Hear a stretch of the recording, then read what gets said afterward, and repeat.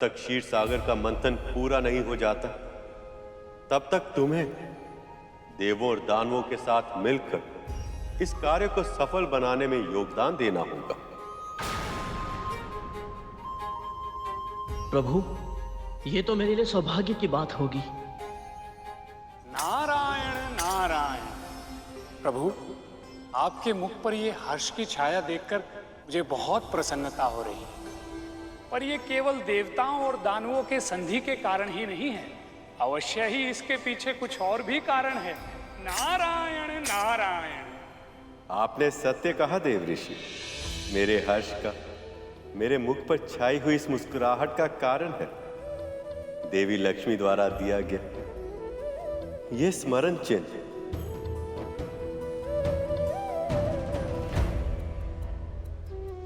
कौन कल्पना कर सकता है कि वियोग में अपनी प्रिया द्वारा दी गई ये पायल जैसी छोटी वस्तु भी अपने प्रेमी के हृदय को इतने उत्साह, इतनी आशा से भर सकती है।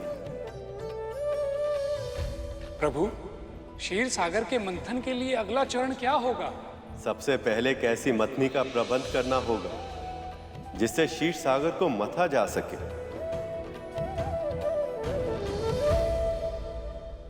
पर प्रभु, इस कार्य के लिए तो बहुत ही विशाल और शक्तिशाली मथनी की आवश्यकता होगी, परंतु ऐसी मथनी मिलेगी कहां?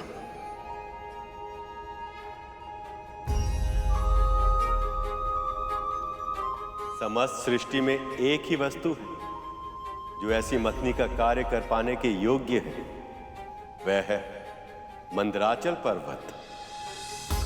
मंदराचल पर्वत?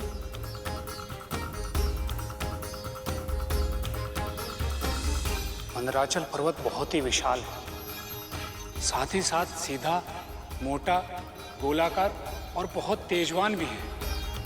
क्षीर सागर को मथने के लिए इससे अच्छी मथनी मिलना असंभव है। तब तो हमें इसे क्षण उन्हें यहाँ ले आना चाहिए मुनिवर। जितनी शीघ्र मथनी का प्रबंध होगा उतनी ही शीघ्र मंथन प्रारंभ होगा।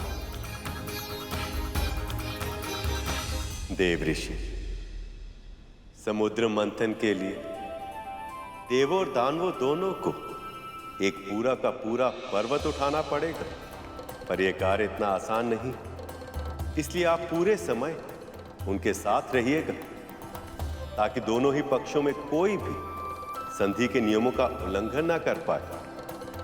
वैसे भी शुक्राचार्य संधि से तनिक भी प्रसन्न नहीं है, इसलिए मैं नहीं चाहता कि मंथन पूरा होने से पहले उन्हें संधि तोड़ने का एक भी अवसर मिले। जो आज्ञा प्रभु। एक बात और नारद, आप गरुड़ को भी अपने साथ ले जाइए।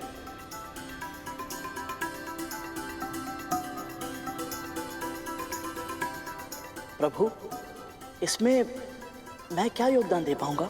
जो कार्य करने की इच्छा रखता है वह चाहे तो इतने बड़े अनुष्ठान में अपने लिए कोई ना कोई कार्य तो ढूंढ ही सकता है गरुड़। जो आज्ञा प्रभु।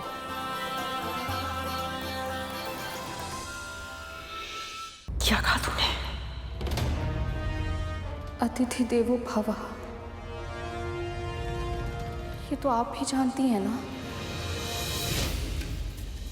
वो बाबा चाहे जो भी हो, जैसे भी हो, केवल मेरे ही नहीं आपके भी अतिथि हैं, और उनका अनादर करना उचित नहीं है। क्या उचित है और क्या अनुचित, ये तू बताएगी मुझे। तू जो षड्यंत्र कर रही है ना, तो सब जानती हूं मैं विद्या। मुझसे झूठ बोलकर इतनी चालाकी से उसे मेरे महल के प्रांगण में तूने आमंत्रित कर लिया, और अब मुझे क्या आना? मैंने आपसे असत्य कहा, उसके लिए मुझे क्षमा कर दीजिए। आपको जो दंड देना है मुझे दे दीजिए, पर बाबा को मेरी कुटिया से मत निकालिए। कौन है वो? तेरा संबंध ही क्या है उनके साथ? केवल मानवता का संबंध है। वो कौन है, कहाँ से आए हैं, मैं नहीं जानती, बस उन्हें इस हाल में देखकर मुझे उन पर दया आ गई और जो दूसरों की दया पर जीवित रहते हैं ना, उन्हें किसी और पर दया करने का अधिकार नहीं होता है।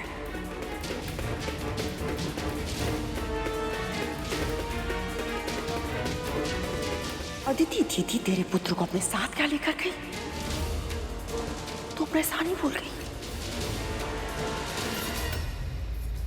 दासी है तू मेरी।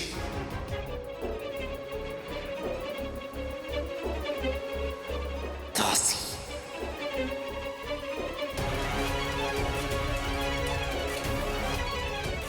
स्मरण है मुझे और मेरे पुत्र को भी ये स्मरण है, पर उन बाबा को जाने के लिए नहीं कह सकती मैं।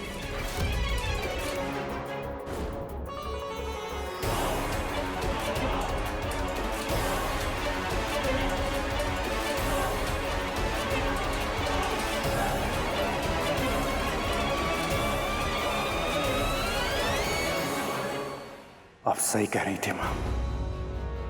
अवश्य उस बूढ़े की शक्ति का प्रताप है जो गरुड़ के निकट ना होते हुए भी दासी मां में इतना साहस आ गया कि उन्होंने आपकी ही आज्ञा का उल्लंघन कर दिया। पर आप चिंता ना करें मां, हम उस दुर्गंध के ढेर उस बुढ़े भिखारी को एक क्षण में इस महल से बाहर फेंक देंगे। समस्त सृष्टि में एक ही वस्तु है जो ऐसी मथनी का कार्य कर पाने के योग्य है, वह है मंदराचल पर्वत।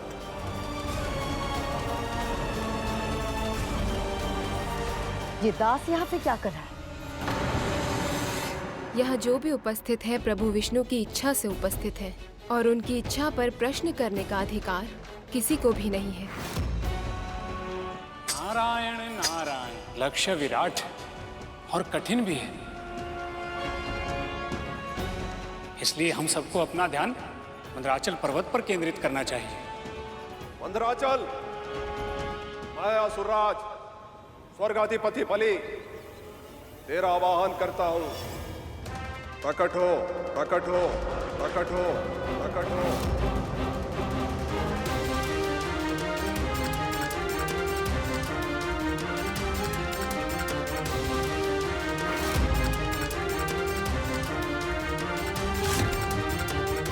मैं देवराज इंद्र तुम्हें प्रकट होने का आदेश देता हूं मंदराचल। आदेश का अविलंब पालन हो, आदेश का अविलंब पालन हो, आदेश का अविलंब पालन हो।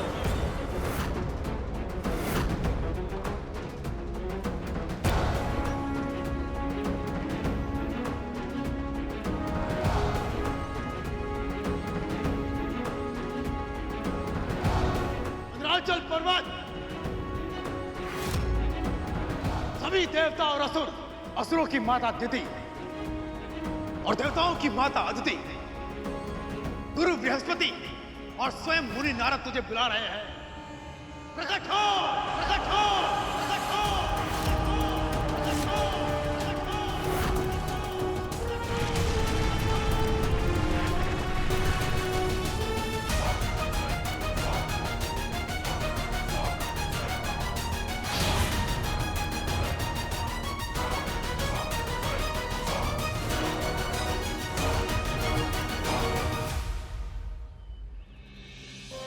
मेरा प्रणाम स्वीकार करें।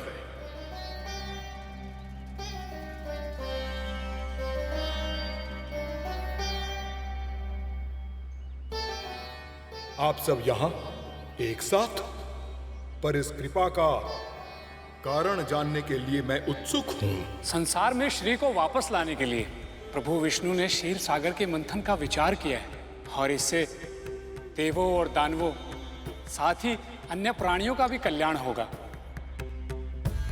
इस कार्य में हमें आपके सहयोग की आवश्यकता है मंदराचल। हम चाहते हैं कि आप वो मथनी बने जिसकी सहायता से इस विशाल सागर को मथा जा सके। सच कहूं तो प्रभु विष्णु की सेवा करना तो किसी का भी सौभाग्य होगा, और क्षीर सागर का मंथन करना तो अति दुर्लभ अवसर है जो हम पर्वतों के लंबे जीवन काल में भी पहली बार आया है। परंतु मैं क्षमा चाहता हूं। मैं चाहकर भी आप सबकी सहायता नहीं कर सकता।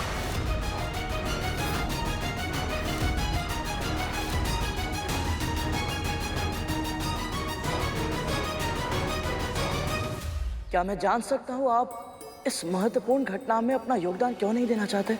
मैं अपना योगदान देना चाहता हूं, परंतु चाहकर भी ऐसा नहीं कर सकता, क्योंकि अब पहले की तरह मेरे पंख नहीं हैं और बिना पंखों के मैं अचल हो गया हूं, कहीं आने जाने में असमर्थ हूं और एक ही स्थान पर रहने के लिए विवश हूं। तो क्या पर्वतों के भी पंख हुआ करते थे? हाँ गरुड़, ये बहुत समय पहले की बात है। केवल मंदराचल पर्वत ही नहीं, सभी पर्वतों के पंख हुआ करते थे और जहाँ उनका मन चाहता वो वहाँ उड़ जाते थे। वो कहीं भी आने जाने के लिए स्वतंत्र थे। पर इतने भारी भरकम पर्वतों के अचानक उड़ान भरने से न केवल उन पर उगे हुए वृक्ष और भारी भारी शिलाएं टूटकर नीचे गिर जाती थी, अपितु उन पर्वतों की कंदराओं में रहने वाले साधु संतों की तपस्याएं भी भंग हो जाती थी। इतना ही नहीं, वो फिर से भूमि पर जब लौटते तो भयानक विनाश जन्म लेता और उनके नीचे हर सजीव और निर्जीव वस्तु दबकर पूरी तरह नष्ट हो जाती थी। प्राणियों का बिना भय के जी पाना असंभव हो गया था। पृथ्वीवासियों का एक कष्ट देख स्वर्गाधिपति इंद्र से रहा नहीं गया और उन्होंने सभी पर्वतों के पंख काट दिए। तब जो जहां गिरा सदैव के लिए वहीं स्थापित हो गया। इंद्र के उस असावधानी पूर्वक लिए गए निर्णय के कारण अब मथनी का प्रबंध नहीं हो पाएगा।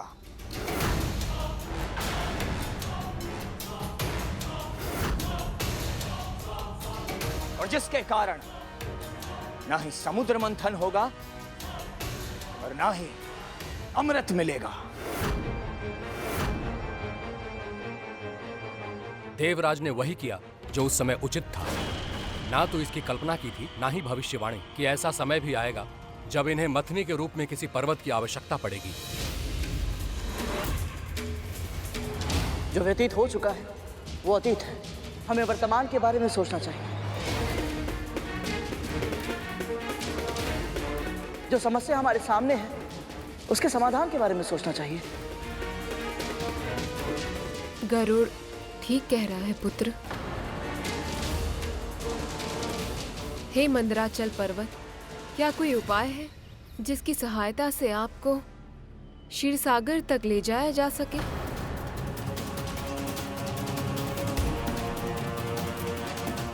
एक उपाय है देव माता।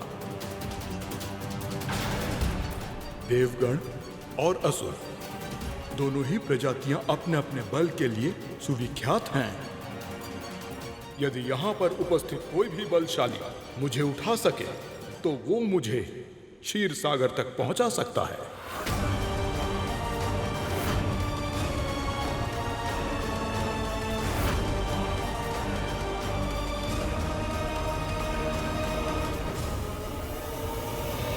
क्या ये संभव है प्रभु?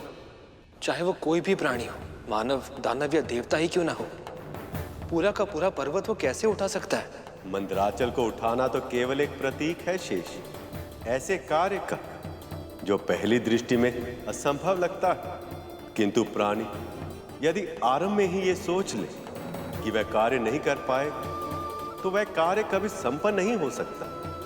किंतु यदि प्राणी अपने ऊपर और परमपिता परमेश्वर अर्थात मुझ पर विश्वास बनाए रखे तो पर्वतों को वह सहज ही उठा सकता है। ये शक्ति की परीक्षा नहीं, भक्ति की परीक्षा है शेष। अद्भुत प्रभु, अद्भुत है आपकी लीला। अब तो मैं ये जानने के लिए और भी आतुर हो गया कि आगे क्या होगा। असंभव है, अवश्य ही विष्णु का षड्यंत्र है। हमारी दृष्टि में हमें दुर्बल सिद्ध करके हम असुरों का मनोबल कम करना चाहता है ये। प्रभु विष्णु तो माँ लक्ष्मी के वियोग में वैसे ही व्याकुल है। भला वो ऐसा कैसे कर सकते हैं? सभी को कोई ना कोई कार्य असंभव लगता है, और वो तब तक असंभव होता है जब तक कोई और उसे कर ना ले। मुझे विश्वास है महाराजा बलि मुझसे सहमत होंगे, क्योंकि कुछ ही समय पहले तक लगता था कि मृत प्राणियों को जीवित करना असंभव है, और फिर गुरु शुक्राचार्य ने संजीवनी विद्या की सिद्धि प्राप्त कर ली और सब कुछ बदल गया। नारद मुनि सही कह रहे मां। जब तक आपका आशीर्वाद हमारे साथ है, ऐसा कौन सा कार्य है जो असंभव है, जो हम असुर संभव नहीं बना सकते? यदि असुर नहीं कर पाए तो हम देवता अवश्य कर लेंगे।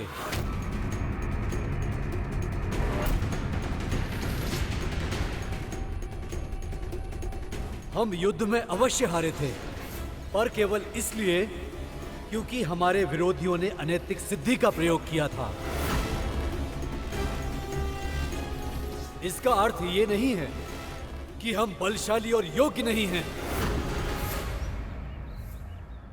इंद्र, देवताओं की शक्ति की परीक्षा के लिए किसी और अवसर की प्रतीक्षा करनी होगी, क्योंकि समुद्र मंथन का पहला चरण मेरे पुत्र ही पूरा करेंगे। स्वर्गाधिपति होने के कारण प्रत्येक विषय में चुनाव का पहला अधिकार मेरे पुत्र का होगा।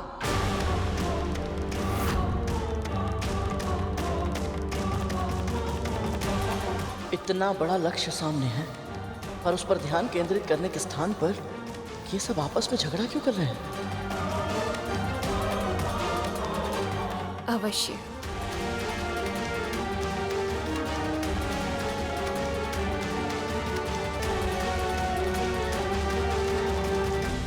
जब माँ ने कह दिया तो यही सही। असुर जाएं और हो सके तो इस पर्वत को अवश्य उठा लें।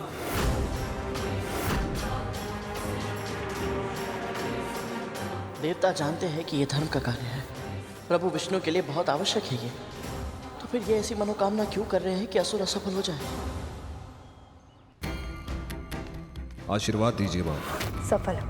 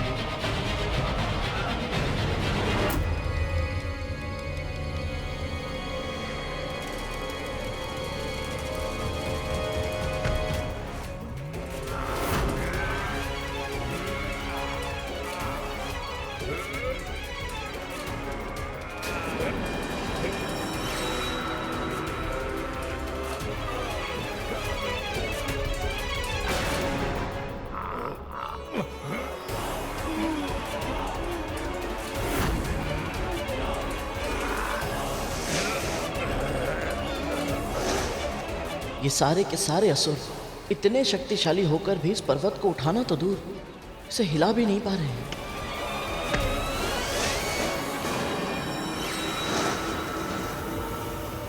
जब थक जाएं तो बता दीजिएगा असुरराज, हम स्वयं उठा लेंगे इस पर्वत को। जब थक जाएं तो बता दीजिएगा असुरराज, हम स्वयं उठा लेंगे इस पर्वत को।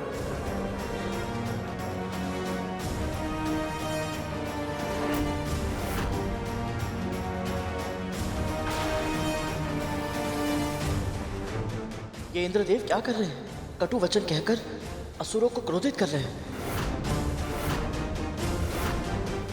प्रभु ने इन्हें साथ मिलकर कार्य करने के लिए कहा, पर यदि इनके अहंकार के कारण इनकी संधि टूट गई तो समुद्र मंथन कैसे पूर्ण हो पाएगा?